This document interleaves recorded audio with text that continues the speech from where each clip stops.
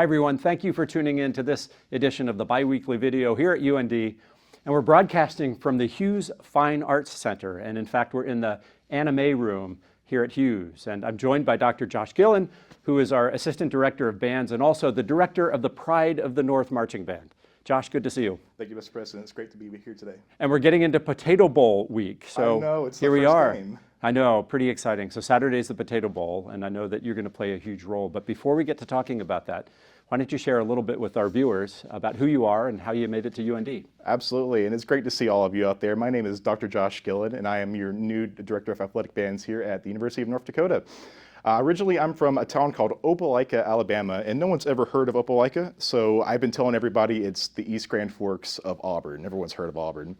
And I grew up in that area, attended Auburn University for my undergrad and master's degree. I started my career as an elementary school teacher before teaching high school in Columbus, Georgia, and I went back for grad school, and that's where I really fell in love with collegiate band and collegiate teaching.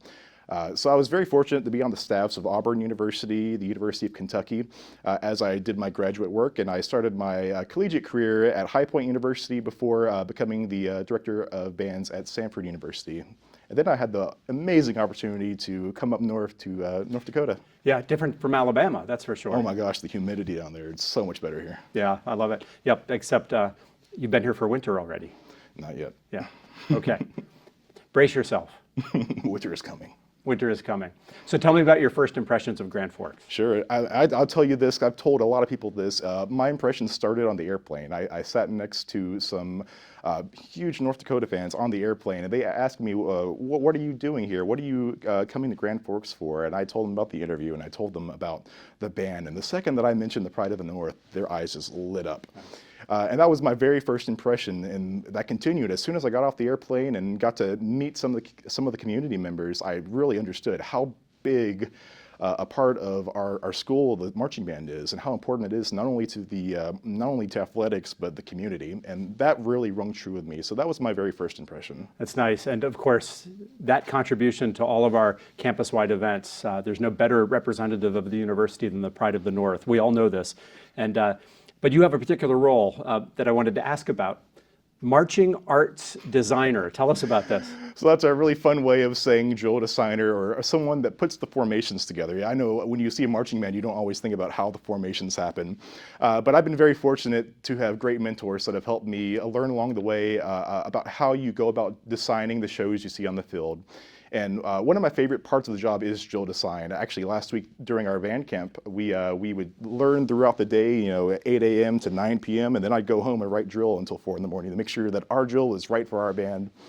But that's my favorite part of the job, is sitting there in the Where's Our program. We chart out who goes where, and I put way too much stress making sure that the tuba doesn't hit the flute. But that's more or less what a marching art designer is. Nice, and so technology plays an important role in the work that you do.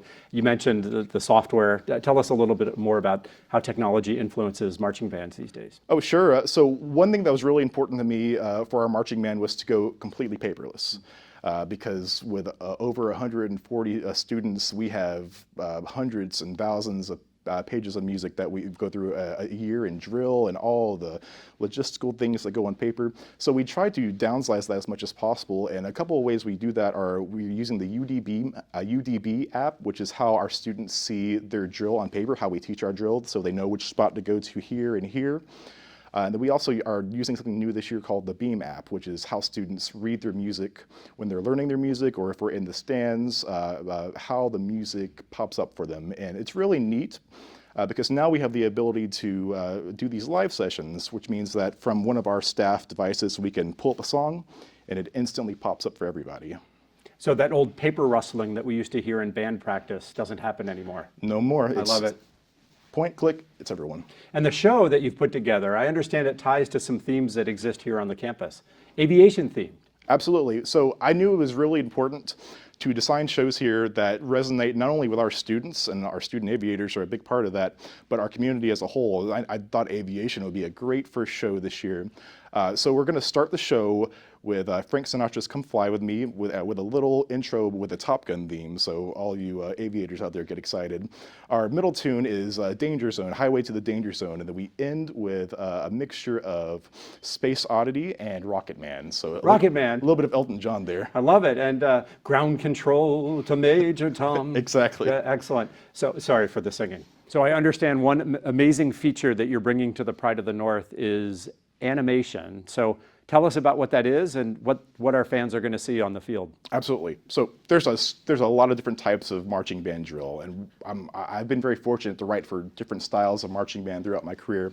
One of my favorite types is what we call animation drill. It's where we make pictures on the field using the students to build the picture, the formation, and then we'll take that picture and we'll what we call animate it. We'll make in this show we're going to try to make a helicopter and a jet fly by having the students do different formations of the formation moving down the field. And I actually learned how to do that via a lot of practice. The same way that a trombone player might practice their music, I study bands that do that and try to recreate things that have been done in the past. So I'm really excited about the opportunity. The Alair Center has a great perspective view for the audience that I think will translate well for the animation. I love it. Can't wait to see it. So congratulations. And any other things you'd like to share with our viewers today? I'm just excited for the season. I'm excited to watch our students excel, and I'm excited to support our athletics and our community. So thank you so much for having me. I think we should sign off with a reminder. Saturday, Potato Bowl. What time?